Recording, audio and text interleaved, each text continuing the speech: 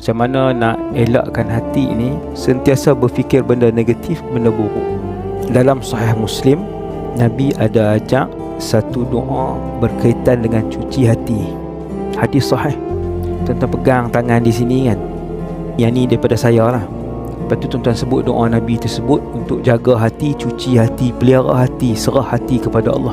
Iaitu doa dia, Allahumma ati nafsi taqwaha. Ya Allah, Kau beri ketakwaan kepada hati ni. Wa zakkiha anta khairu man zakkaha. Ya Allah, cucilah hati ni.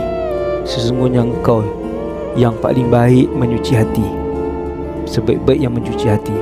Anta waliyuha wa maulaha. Engkaulah Tuan dan pemilik kepada hati ni. Kau yang cipta hati ni. Kau yang tahu sifat hati ni. Kita serah hati kita kepada Allah. Kita minta Allah cuci. Kita minta Allah bagi takwa ke hati kita. Kemudian kita serah hati ni kepada Allah.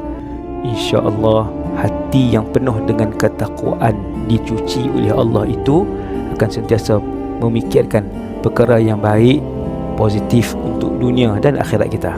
Walhamdulillahirabbil alamin.